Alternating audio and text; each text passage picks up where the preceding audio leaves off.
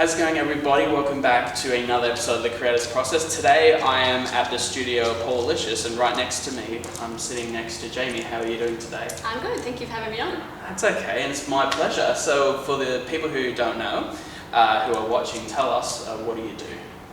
Well, I always find that really hard question to answer. I would say I do a lot of different things, but mostly I am a aerialist, so I do pole dancing, aerial hoop, silks. I do some fire breathing and fire twirling as well. Wow. And of course you know me because I do a little bit of modelling. Yeah. Well, that's amazing. You've got your feet in all these different areas. I always find it hard as a creative to define myself because I feel like I've got my fingers in a few pies. Oh, that's awesome. And so I'll ask you this. What was the first thing that you did? Like, what started off the whole chain reaction of other things? So I was a gymnast as a kid, and I would say I've always been creative, always been into painting and drawing and things like that, but I would say my journey really started when I started doing pole dancing. Yeah. And so I was in uni to be a graphic designer, and I had a friend who was like, I'm doing this pole dancing class, like, oh my god, come and do it. And I was like, yeah, sure, why not? And having a gymnastics background, the pole is basically just like the bars, but vertical. Yeah. And so I picked it up really quickly. I moved to Melbourne because I studied in Queensland, so I moved to Melbourne. This was my first studio in Melbourne, and as a student, and then I started teaching eventually, and then I was performing. I picked up the aerial hoop, and I kind of went from there. But pole is my first love. Oh, well, that's amazing. And do you do this full time? You're a teacher full time in pole, or? Part time, I would say. Part time teaching. Usually before COVID, I would be part-time performing as well. Yeah, so I work here at Polelicious, and I work at another studio called Storm Studios that I am involved in. I'm a manager there. Wow, that's impressive. Like, you're able to do, as we all try and do, like, we're able to go to work and do something you love. So that's really awesome. Yeah, I'm pretty lucky that, I guess it's a small world, and I was in the industry quite early on. So I've been doing this for about 11 years. Wow, Jeez, that's amazing. Time goes really quickly, doesn't it? It's my longest relationship. The longest and still continuing relationship. Yes, we're still in love. It's a mutual love. Oh, that's amazing. And so when it comes to, let's say when it came to pole, what was the thing that attracted you to getting into pole? So like, what made you go, you know what, I think I can do this for like a living, I could do this as a professional thing. Like, what was the trigger for you? Okay. Well, I think when I first started, I was 19 when I first started. I was very shy, extremely shy. I grew up in a really small town. And so the thing about doing something like pole is it's very confronting. Yes. Because people don't wear like underwear because it's part of the sexy thing. You have to grip to the pole. Yeah. And so you go in there, it's very confronting, and there's mirrors everywhere, and you keep having to confront that, and eventually, it's like a fake it till you make it thing. Eventually, you have to become confident. Okay. And so that was the first thing that kind of really drew me in. I was like, okay, I feel good about myself. Like, I felt good about my body.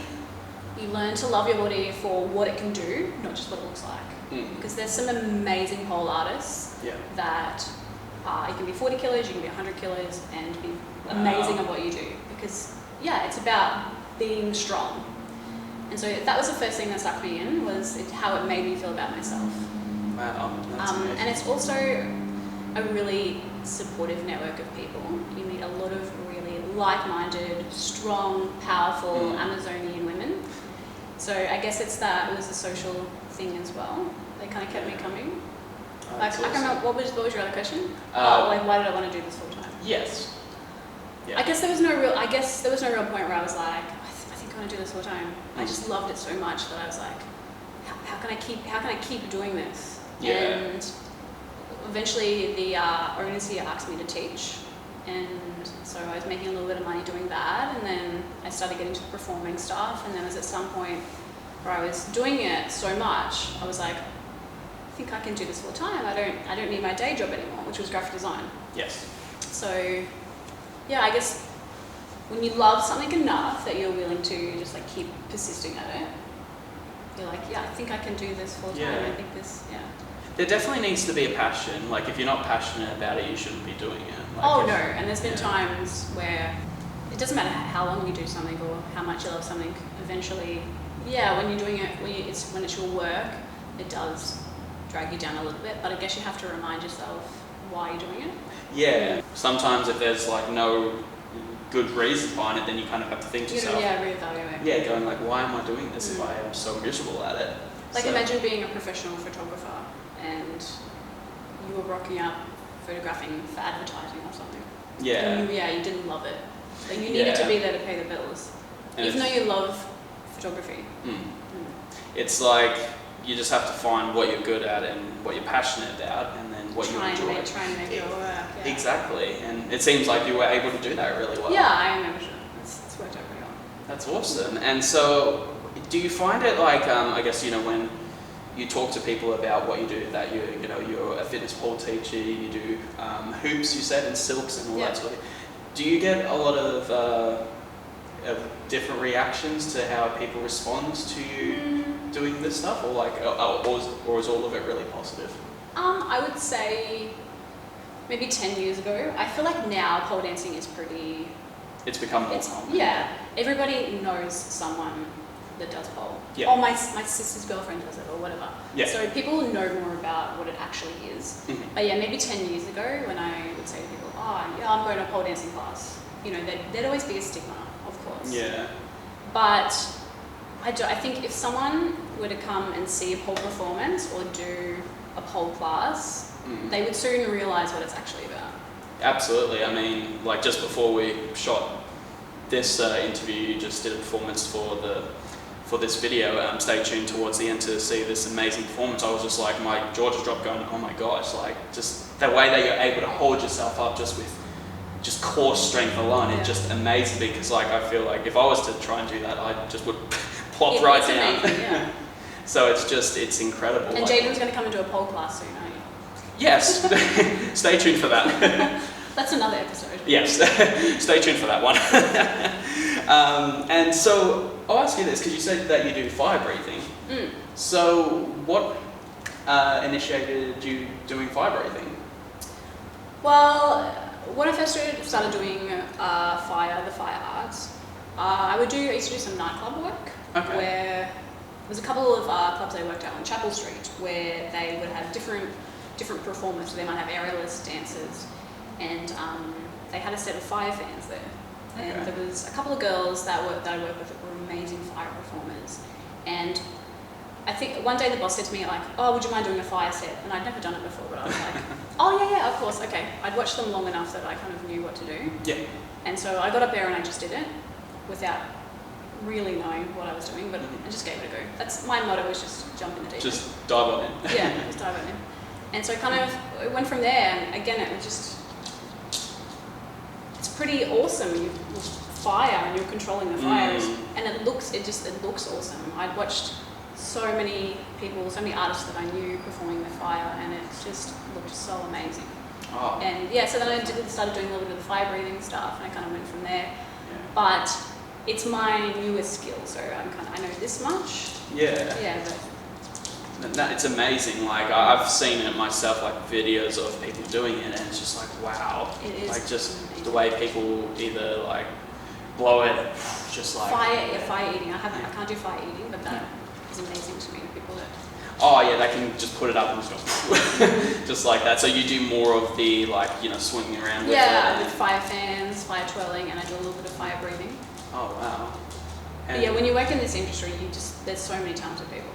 Oh, And you get to see like a broad array of talents, and everybody's willing to kind of share their skills here and there. Absolutely. When you do the fire twirling, how I'm guessing obviously every now and then you would get like a burnt and all that sort of thing. How do you avoid that happening? Because like I always see it, and they're so like some people have it so close to their body. I'm like, how does that not burn them? Like I just think to myself, how does that not hit them? Like how does that? Yeah, it depends. Like some people do fire poi. Yeah. Which is probably the one you're referring to. Yeah. Yeah, which sometimes you would hit yourself. Oh, ow. But I don't know if you've seen it there's people that do, it's called fire tracing, where so you get fuel and you put it on your skin and then you light the fuel and it. Oh gosh, no, I've So never I've done that. a little bit of that, and so you're lighting yourself on fire on purpose. Which Oh my gosh. yeah. Wow. I guess you just have to be really careful, like with anything they do, even with pole, you've got to be really careful because you can fall, and people have fallen and died. Oh my So, gosh. but yeah, with fire, you've just got to be really careful. You have to have all your safety measures there, fire blankets, Absolutely. fire extinguisher. I always have a wet towel. Yeah. There's only been a couple of times when I've burned myself. I did lose an eyebrow once, Oh no. but they grow back. So it's a dangerous sport, but you just gotta do it in a way that's as safe as possible. Yeah, absolutely. But yeah, I think as you said, it's like with everything, you just have to take the safety precautions with everything that you do. If you're doing something like even just modelling in an outdoors area, you have to always take precautions. We were having a conversation about getting bitten by mosquitoes. Yeah, pretty Sandflies, much. right? Yeah. Yeah, that's just when you're modelling outdoors, you just kind of accept that you're going to get bitten by something. Yeah, exactly. You suffer for your art. Pretty much. That's what we do. We suffer. We suffer for our art. We suffer to show you guys some creative stuff. As I said recently, I just went out in the wilderness. I got eaten alive by march flies and been itching for the last 2 days. It's always like that. So let's go on to modelling. So how long have you been modelling for? So I guess I really only started getting into modelling in the last 2 years. Yeah. So I'd done some modelling stuff, like got a few photographer friends that asked me to model for them, and obviously I get a lot of photos taken of me when I'm on stage. Yep. And so yeah, I had more and more people asking me like, oh, would you mind modelling for me? Yeah. And I would say the first time I really got serious about modelling was I went and modelled for Tony Ryan's workshops at DUC Studios. So that was maybe 2 years ago. I reached out to him and he was looking for women that wanted to do physique modelling. And so I was like, okay, yeah, cool, I can do that. And it was kind of through that I started meeting different people in the industry. Awesome. Like Shift of Focus, shout out to Shift of Focus. Yeah. Another good friend of mine, Tony Zara. And so I started doing a little bit of that, and then eventually I made an Instagram page, and yeah, a lot of people reach out to you kind of once you've got a foot in the industry. But so I mostly do nude art as well as physique modelling, like fitness modelling. Yeah. As well, yeah. That's awesome. And so it was kind of just like a chain reaction where once you started, it just started all these people just messaging you and all that. Yeah, and I really liked it because it's a good creative outlet. Yeah. But it's not as taxing as doing this stuff. Oh, you can be creative without being tired all the time. Oh yeah, but even modelling can be very tiring as well. It really is, and I'll say that people think that modeling's easy. It's really not, and you know because you're a model as well. Yeah. There's so much to think about when you're modelling, especially when you're holding a pose for so long, face, lighting. There's so much to think about. Yes, absolutely, and especially as a model, I'm pretty sure I've come back from shoots sweating just from modelling, and people were like, "Why are you sweating?" I'm like, "It's not that." You don't understand. It's It's hard. actually not that easy that people think it is. I don't understand that we actually have to. Amazing. Yeah. You don't just look this amazing. It takes work. Oh yeah. So yeah. How about you? I'll ask you. When did you get into modelling? Oh, okay. 2019. Someone said, "Oh, maybe you can try modelling yourself," and I'm like, "Okay." I haven't really given it a try, and so I did a life modelling course, and then pretty much everything just kicked off. Oh, so you did a course? Yeah, like a life modelling course. It was kind of you do it to sign up to be a life model so that people can help you find gigs, and also I think just to see if you're actually serious about it. I still remember to that day, just reading. When I was reading the terms and conditions, it wrote male-bodied, don't be sad if you don't get any work out of it. And I'm like, oh, well, that's really reassuring. Just because you're a male? Yeah. Oh, because and I just read that, I'm like, okay, well, if nothing happens, nothing happens. And then I just got all these messages after I started my page, and I'm like, yeah, so much for that. It's so much for people saying, oh no, there's no work. There's no work for you. Yeah, and so that was that was quite interesting. Yeah, there you go.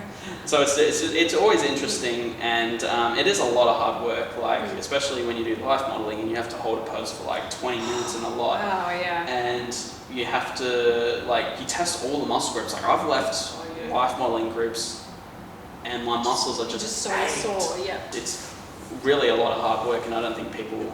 No, I mean, it's like anything, I guess, like you're talking about pole. Unless you come and do it, you have no idea. From the outside, it looks easier. Absolutely. You've got to do it to appreciate it. Absolutely. And, and also just to, I think just to respect that, like, it is actually a lot harder, because I think that's a lot of things with, especially in the arts community, people outside the art community think what we do is just so easy that we're just lazy and all that sort of thing. It's like, well, no, not really. Like, to actually do what we do, we can't be lazy, because people will then, who want to work with us, will see that and they're like, nah, I don't really want to work with them, they're too lazy, Yeah, so it's actually frowned upon being lazy. Yeah, of course, you have to keep up a certain amount of professionalism, and because it is a small industry, if word gets around, like, Jake walked up an hour late, he was really rude, like, it gets around. So yeah, you do have to take it seriously. Absolutely, and it's something that, as you said, you need to be passionate about, you need to be committed, professional. You have to cover all these areas, and it's like, but then it's just enjoyable. Like, once you get, like, I think for me, once you get all those things, figure out how, like, the professionalism works, all those other things, it becomes really enjoyable, and then you find, then you just enjoy it. So coming back to our question about what did you like about the first time you were modelling? Did you find it empowering? Okay. All right. I'll answer as well. No, sure. Okay. Well, I guess for me, I was in a bad relationship, and she made me feel really self-conscious about who I was, and made me feel very body shaming and all that sort of thing. So that was really hard. And then I started life modelling, and I came to realise that I was empowered by what I looked like, and I started doing gym, started being more physique, started getting more muscle development and all that. So then I started to appreciate taking pride in your body. Yeah, exactly. And then just go, you know what, like, screw her. Like, and were you getting like very good feedback from the people you were working with as well? Yeah, a lot. Like, a lot of people were just like, especially because I was known as a photographer first. It's always interesting, because when I hear from other model photographers, they start modeling and then do photography. With me, I was a photographer, then a model. So it was interesting, because a lot of people were like, it's really good that you've got that different it's perspective. Coming back to appreciating both sides. You don't fully appreciate it until you've done it. Exactly, and so I think it gives me, and for me, I feel like I've become a better photographer being able to model myself, because I can understand a lot more the different aspect of... Yeah, and I think that I'm really grateful for these opportunities. So every time I get to model with someone, I get to be able to work with someone, it's an amazing pleasure and privilege. I think it's just amazing. And and I think if you don't enjoy it, then you shouldn't be doing it. Exactly. I think it's with anything in life, you shouldn't be doing something if you don't like it. No, if it makes you feel good, keep doing it. Absolutely. And well, I'll ask you this question. I would say it was a similar thing. It was like the first time I went to go do the workshop at Tony Ryan's, the nudity I was fine with, but I guess it was more like you're not expecting, like, okay, how is this all going to work? Like, it's a whole new world. Who are these photographers going to be? And I just felt so positive afterwards. Everybody there was so nice and encouraging, and I have made friends from it as well. It's social. Yeah, I felt good about myself. You get the photos back. I mean, sometimes you're gonna get photos back and you're gonna be like, not sure about that one. Yeah. But most of them are good. Oh, that's always good. That's always a plus. Yeah, and I think it's that, like, when you get that feeling of when you get the photos back and you're like, oh, wow, like, we made something amazing together. Yeah. It was a collaboration. Absolutely. And I definitely think from our time I photographed you, we got some amazing... We did get some awesome shots. Yeah, amazing works. If you're okay with that, I'd love to share a couple in the video. So, like, there was just so many... I think I even said to you off camera, I was like, when I was looking at the raw images, I'm just like, I had to actually stop myself and go, oh, I need to pick one. I can't pick all of them because then I'm just going to be... You can't upload 100. No, yeah, and I'm pretty sure that day we took like 200 easy, Yeah, we took 200 shots, yeah. and pretty much like most of them were like really... So what do you do with the photos that you don't share? You keep them out? Sometimes like I've actually, which was interesting, during COVID, like I had a lot of times where I looked back at old photo shoots and like I always keep my raw files, 'cause I know some people don't, but I always keep all the raw files because sometimes I may not like it when I look at it, but then when I look back after 2 years, I have gone through photos and I'm like, why did I not choose that one? You know, like appreciate it, something that you appreciate later. Yeah, and so it's like, I like to keep all the files. I have a hard drive obviously because if I didn't have one, I wouldn't be able to fit everything because there's like over like, I think 200-300 gigabyte of photos I've got. It's just, from working a lot, but it's, I always like to keep it because you never know when, as you said, you revisit and you're like, oh my gosh, I really love that shot, why didn't I put that up? With yourself, with modelling, have you had the opportunity to work with many, like other models or all that sort of thing? I've worked with a fair few photographers. I would say, with doing this as well, I don't have a lot of time, so sometimes I'm picky about who I work with. Yes. You can't spread yourself too thinly. Absolutely. Yeah. And there's a group of photographers that I enjoy working with. I like their work, so I will continuously work with those people. Like we're going to do a shoot coming up, the two of us together with a good friend of ours. Yeah, I think you test it out, you see which photographers you gel with, which you don't. Absolutely. Because everybody's work is different. Yeah. And if I like that photographer, if I have a good feeling about them, if I like their work, then I'll keep working with them. But there's a lot of photographers in Melbourne.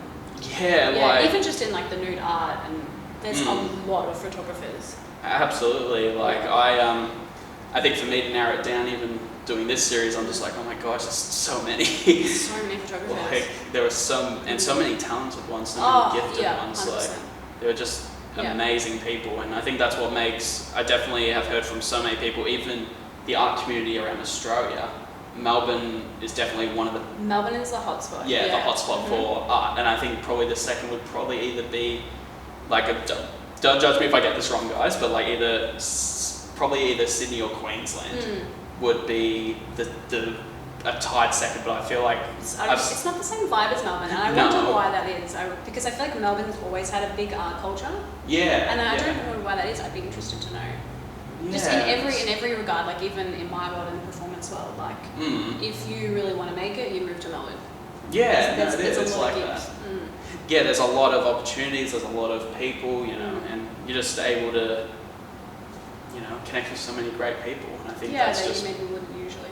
Yeah, that's it, and I think that's like for me one of the best things is just being able to be a part of it, and I'll ask you this as well, like has it been, like as for me, being able to find like a nice community to be involved with, just so welcoming and just so, just lovely to be around. Do you find that is like you as well? Like you just love being part of a community that's just so welcoming and accepting?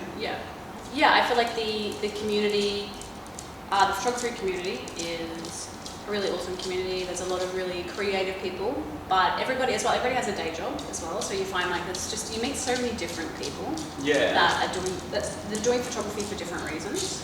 Yeah. It's always, I find it always interesting, like the one thing that I love is when you meet people and you find out what their day job is. Yeah. Like I've talked to them and I'm just like, I say, oh, so what do you do? And it's like, oh yeah, I'm a lawyer or I'm a teacher. And it's like... Yeah, most people don't have creative day jobs. It's no, like, they don't. Yeah. The photography's their like thing on the side.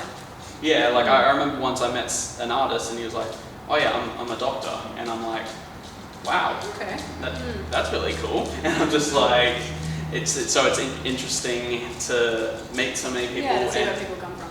Yeah, and it's just like it's interesting how we're all so different when it comes to our day jobs, but we all join together for just this one thing. Just one little thing, yeah, and I think that's what I love about it. I love just meeting new people, learning new things, and you get that opportunity in the art world. Absolutely. Okay, so I've got a question for you on this topic. Okay, go for it. Do you think that there is a difference between people that are naturally creative or the people that are the doctors and lawyers that are trying to find that creative outlet? Like, do you think people are born creative? Oh, Or do you think there's a difference between being creative and being a creative? Oh gosh, that's a really good question. I might get you to answer that as well. Actually, after that, I guess from my own, like speaking from my own experience, I've always like I actually recently did someone tagged me in this 8 facts about me, and so I was just like, okay, I may as well put out some facts about me. And one of the things was when I was a little kid, I wanted to be an author. So I always had that creative bone in me because and I remember my parents always saying that I was always drawing, I was always colouring at a young age, and I was doing always something. Yeah, like I would make as a kid, I would make out of cardboard boxes just these random stuff. I still don't even know what I was trying to make, but you know what I mean? Like just create all these stuff, but I was always creating.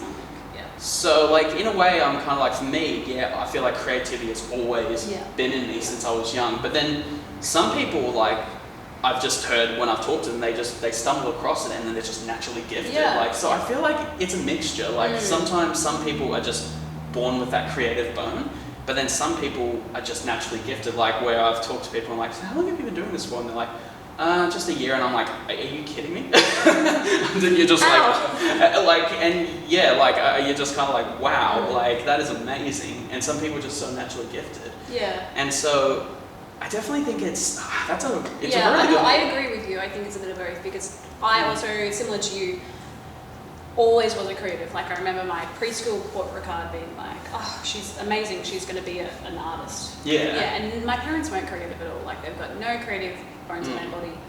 But for whatever reason, I just remember from a young age feeling like I needed to create something. Yeah.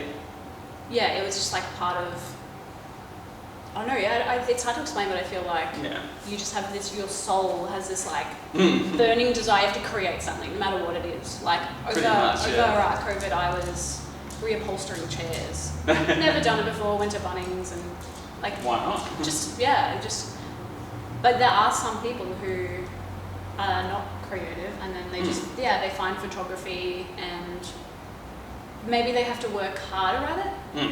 Yeah, maybe like the technical stuff, and that's the thing with photography too, is you can be technically very good, but maybe not so good with the feeling. Yeah. Or you can be great at that, but technically it's harder for you. Yeah. And maybe that's why so many people get into photography, because you need both of those elements. You need to be like creative as well as technically very good. Yeah, absolutely. And I was going to say on what you said with your report cards, like I remember, well, for me in year 12, my report was like, I did math, worst mistake ever. And then it would say like, this would be my report, like, English 20, math 18, art 38. So like, that would be the highest for me. Like, I'm pretty sure the highest subject I got was art, which was 38. And so I was the exact same, like my report was always high in art, but then everything else would be like 18, 20, 22, like, and they're just like, what the heck happened here? And I feel like at school too, like I remember I went to school in Queensland, so it'll be different, but it's at your ATAR here? Yes. Yeah. I felt like it's biased against people that aren't creative because it's hard to score creativity. It is. It's so subjective. It is subjective, and that's what I found difficult.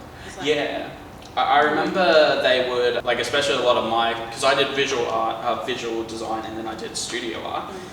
A lot of those subjects also got a little bit downgraded as well. I think it was like downgraded, which I'm just like, well, that sucks because literally. That's like what I want to do, and I'm getting downgraded for something that I'm passionate about. And there's maybe those people that did get a little bit knocked down and didn't maybe pursue those creative things because they thought, oh, I'm never going to make money doing this. Like, I'm never going to get a job. That's it. And it's like, I think it can be very hard, and and that's why whenever I see someone who's creative, like I even go to my point where I'm like, I encourage those people going if I see creativity, I'm like, please keep going. I work with someone and she creates these incredible paintings, but what she does is she puts them on different shaped canvases. So sometimes she paints on a love heart, some on a circle, some on a rectangle. And I just said to her, I'm like, you need to keep going with this because I've never seen someone who paints on different shapes that doesn't stick to just the normal Yeah, canvas. stick within the box. Yeah, and so like, I always try and encourage that, because it's like when you just see something, it's just you just think it would just be such a shame if they just gave drop that it. up. Yeah. Yeah, and yeah, if you don't make money doing it, like you're never gonna just do something for a year and make money. no, But like regardless of that, if you love doing it and it makes you feel good, yeah, keep doing it. Like get into the community, meet people, because eventually you meet someone that'll be like, oh, I own an art gallery. Do you mind if I put your exactly, yeah, it's networking as well. Yeah, that's it. And I just another person who I just interviewed for this channel, he only just recently got his short film bought to be broadcast around the world after 20 years of acting. You know, and that took him 20 long years just doing that. Yeah, just doing that one thing. It is a lot of I definitely think, and you'd probably have the same advice in this line of work, there's a lot of patience going into it. Because I always say to people, don't just try for a week and then go, no, because these things take time. As you said, you've been doing all this for 11 years. I've done photography for coming to now 4 or 5 years.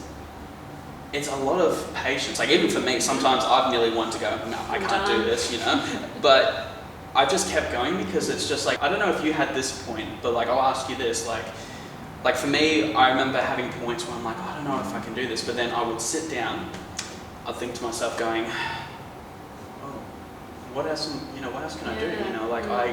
And then for a week, I would be not doing it. And I'm done for a week, but then you always come back to it. Yeah, and I just feel like there would just be this gaping hole. That's what I mean, that burning desire. Yeah, and do you have that as well? Oh, there was always points where I would do a competition or something and I wouldn't do as well as I wanted, or you compare yourself with other people and you think, no, I'm shit, why am I wasting my time? But yeah, I think you said it, there's always that desire there, and when you love something so much, you'll have setbacks and everything. Yeah, but I think you need to just keep pursuing, keep going. So I'll say this to you, I study psychology as well, and I listened to this TED talk recently, and someone said that every professional, anybody in whatever field they are, on average, takes them 10 years to become a professional at what they do, to master their craft, on average. Whether you're an athlete who's gone to the Olympics, whether you're an artist or an actor, on average it takes 10 years. It could be less, it could be more.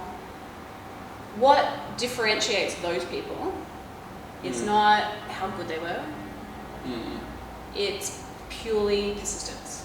Absolutely. Purely persisting and going, okay, I'm going to be shit at this for a little while, but I'm going to keep going.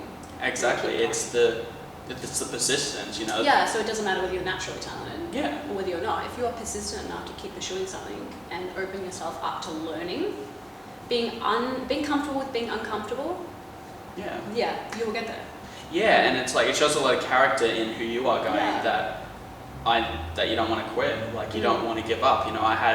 Even for me, I had people in my life going Jaden, maybe do something else, maybe do this, and I'm like, no, you may hate me at the end of the day for doing this, but I'm not going to stop doing it, No.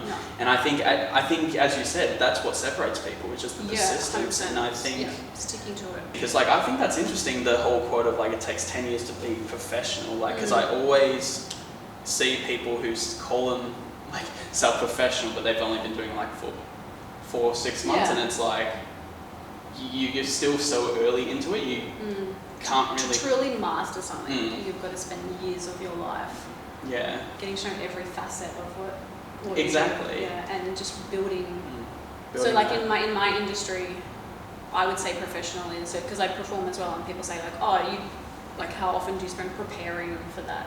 I'm well, I don't. I get up there and I freestyle. Yeah. Well, how do you do that? How do you just get up there and make stuff up? I'm well, I've done it long enough that I know it all back to the front. I don't have to prepare. I get up there and I perform, and that's probably that point where. Absolutely. Yeah, I don't know. Yeah, no, I get that. I completely do. And probably it's the same with photography. I was going to say, I think I even mentioned this in, when I was doing that 8 facts. One of the facts was the first time I got introduced to photography was 14. So that was nearly 12 years ago. And I learned, actually, I'll tell you this, the interesting thing was, do you know how sometimes, well, the example, the photo that I did of you, where there's multiple shots of you, that technique I learned at 14. So like that stuck to me even to this day. Yeah. Like where I actually got taught by the teacher going, this is how you can actually manipulate it so it looks like there's multiple people in the shot, and that just stuck to me. Did you do that in Photoshop? Yeah, no, and it's like, it was in the early days of it, and like, to be honest, when I saw the way that I would edit them, then I was like, oh my gosh, what a, I'm like, I would just, but like I was 14, so it's like, but it's just so interesting how these things stick. Like that stuck to me for my whole life. And there's the stuff that my high school art teachers have said to me that have resonated with me. At the time, it was didn't maybe. Yeah. But yeah, I think just you've got to pick things up as you go from different people. As long as you are open to change that, and constructive criticism, because I think that one's difficult. there is because I had to talk with someone else about this, like, because there is always a difference between constructive criticism, then there's a just straight up criticism. Yeah, exactly. If someone's actually saying like, oh, what have you thought about this, and then you kind of go, I actually didn't think of that. That's actually really good. Thank you for, like I've had people, when people watch these videos, they say, I really love your content, but could you possibly, like I had one person saying, can you show examples of people's work? And now I'm like, yeah, actually I didn't think of that. That's actually a good idea. And so I go around asking people permission to use them, and because like, it's a really good idea, because when you see, like, it gives them an idea, so they go, all right, I'm going to go and see more. I'm going to go there. Exactly. So I think there's a difference to that than to people saying, oh, I hate your stuff.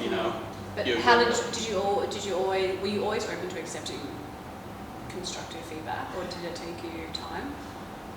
I think most of the time, like, because to be honest, I went to university and people were just rude. Like, people were just mean, unfortunately. They called me some pretty nasty names. Because students? Yeah. Oh, that's really mean. They would always be very judgmental about, like, how I would create art and would make me feel really awful about myself. Like, to be honest, every time I would do an art presentation, I would come home crying because, like, the comments that they were saying were not constructive. They were just rude. Big difference. But then as I left university, I joined this industry. I always took up, like, I have a photographer mentor who I go to, and I said, hey, what do you think of this? And he goes, oh, maybe you should try this. And I'm like, I will listen to him because he's had like 40 years of experience. So someone like respect his opinion. Exactly. And then even someone who, like, for example, I had and this is why I love, like, with my family and all that, I had my sister say to me going, oh, have you thought of calling it this artwork this? And I'm like, no. What made you, and I just said, what made you think of that? And she was like, well, this. And I'm like, thank you, because I'm always, for me, I always try and stay open to that, because I think sometimes you need that outside opinion. Everybody has a different perspective. Yeah. And so would you be the same as well? Well, I was going to say, I think at first I took constructive feedback a little bit harder because I took it personally. And I think as an artist, it is personal, because if it is coming from your soul, and someone saying, that could have been better, it's hard to hear that sometimes. Yeah, I think that's character building as well. Like, over time, you open yourself up enough, eventually you take it not as personal. And I think it depends where it comes from too. If it comes from someone that you respect, rather than just some heckler, then of course. So I think you've got to build blinders. Exactly. And you do need to have, the one thing I do say to people, you have to have tough skin. Like, there are some, like, I remember, I think the worst, like, I'll tell you this, the worst criticism I got was, I had someone comment on an image, and they said to me in person, oh, I don't like this image. And I'm like, okay, why is that? And she said, your composition is shit. And I'm like, can you explain why it is? And they didn't really have an answer, and I think they were just trying to hurt my feelings. And I'm just like, and I remember I kind of took that away going, I don't know what they're trying to say. And then I showed all these other different people, and they're just kind of like, I don't understand. What are they talking about? Like, what are they, like, it was just something about my composition, but it was because, well, remember how, like, in one of your shots where I you were posed on a pole, and there was a bit of a blurred pole, and then there was that other one that was right there. I was doing something similar. There was a curtain, and there was like a little curtain string right there blurred, and then the model was sitting in the background. It was that sort of thing.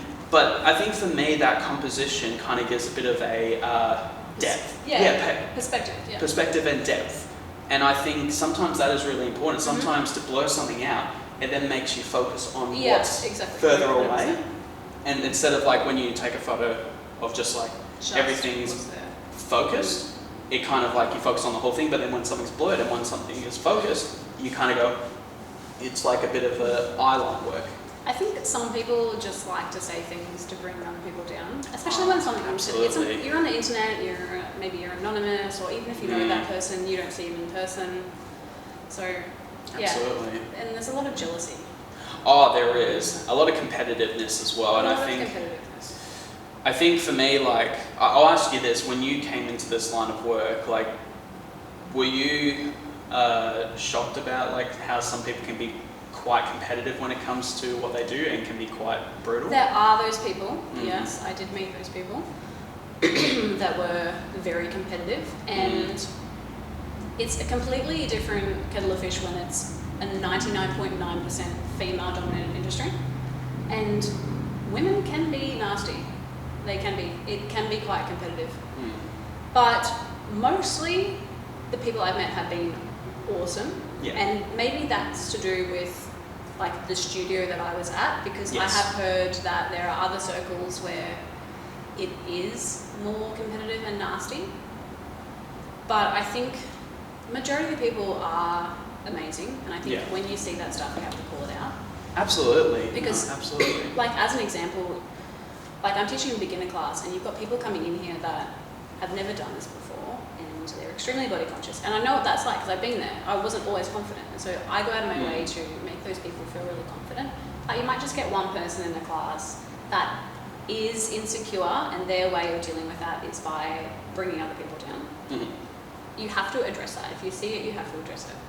Because for me, I don't want anybody to feel like that way in my class. Absolutely. The most important thing that I try to pass on to other people is body confidence, and is loving yourself and loving your body for what it does. It's not, you don't come in here, I think people come in here thinking, yes, I'm going to learn how to pole dance. Yeah. But really what they're learning is body confidence and learning to accept themselves. Yeah, that's really interesting. And like, I definitely think, I think that's awesome that you have created that atmosphere where you're like, a you know, safe space. yeah, because like, I like on that topic as well, like when same with me, I joined doing fine art in 2018, and I would reach out to other photographers asking just for advice, you know, going like, how is a good way of starting off? I got ignored a lot, and people wouldn't talk to me, and so when I started doing a lot of photography and I started getting more known out there, I kind of told myself, I'm not going to be like that. I want to actually, you know, if someone messages me asking, so how do you do this? And I'm like, okay, you know, this is... Give them the time of day. Yeah, exactly. You know, if someone actually takes the time out of their day to message you an actual question going like, hey, I really love this. Could you give me advice on what to do? I think, you know, that is really nice of them to actually take that time to do that. So you at least owe them to go, all right, you know, message them. Agreed. Yeah. And I think a lot of people just think, oh no, you know, you're my enemy. You know, you're my not competitor. That way. It's like, no, it's not. And I've never been a competitive person. No. Like I just love what I do, you know, like, and I think it would be the same as you. You just love what you do, and you just want to share it with everybody. Exactly. It doesn't matter. Like, that's it. No, that's it. And the way that you make other people feel says about themselves, says a lot about you. Exactly. If someone leaves an interaction with you feeling shit about themselves, and that says something about you as a person. Exactly. You know, and it's you have to think about, how am I impacting people? How am I actually impacting that person while they're coming up and talking to me? You know, it's just, you know, the way that we talk to each other. You know, it's like the way that I live is, I want to treat people the way that I want to be treated, you know? Yeah, exactly. And that seems like common sense. But some people don't, unfortunately. But I guess I will ask for a final question. So like I think you've briefly overviewed that before, but I'll ask you, when it comes to people who are watching who are interested in what you do, would love to take those steps but they're not sure how, what advice do you have for them? So if we're talking about getting into like the arts and the performing industry, I would just say if you love it, keep going. It is also a lot about networking. So get yourself involved in social groups, meet people, make an Instagram page, put your art out there, expose yourself.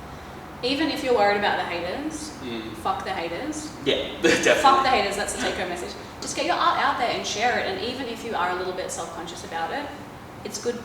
Like, you'll look back on your work eventually in 5 years' time, and it's good to say like, wow, this is where I come from. Yeah, absolutely. Yeah, but just keep persisting at what you're doing. And for people who are thinking about doing something like coming and doing pole dancing class or coming and doing an aerial hoop class or whatever, and they're worried, know that on the outside it might have a certain perception. It's not like that.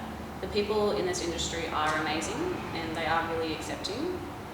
And if you don't leave whatever you're doing, if you don't feel good about it, if you don't leave something feeling good about it, maybe it's not the right studio. Not the right thing for you. Maybe they're not the right people. Yeah. But if you love something, keep doing it. Regardless of if you're making money. Exactly, money should be just in the back of your mind. I could have not put it any better.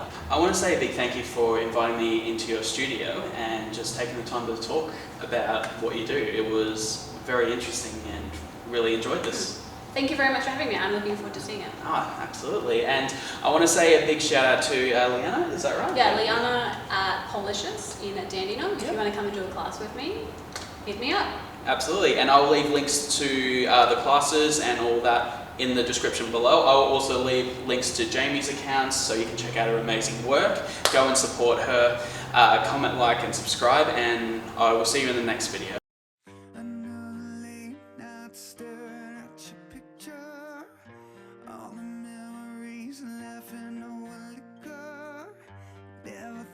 See the day I never see you again.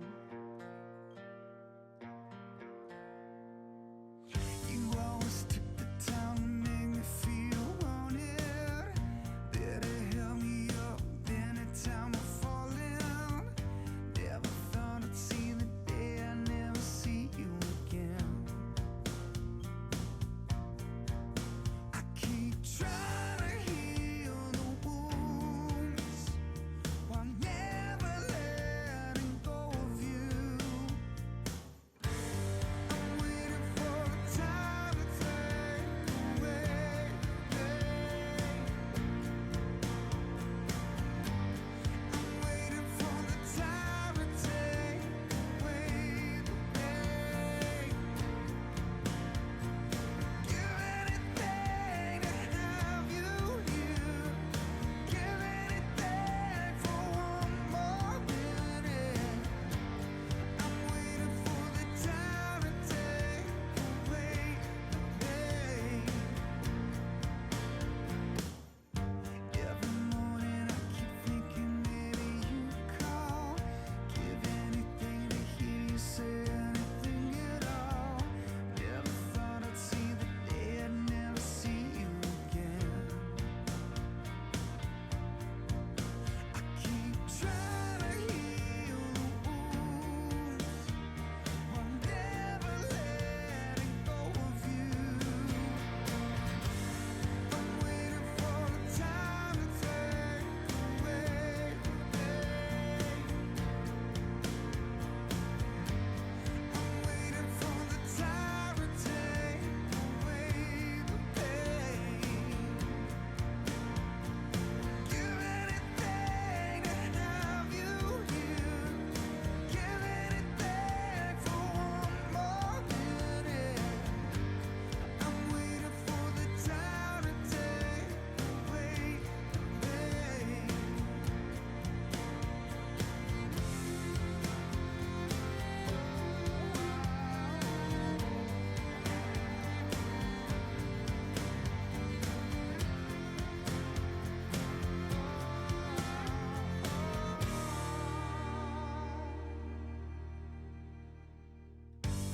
I'm waiting for the time to take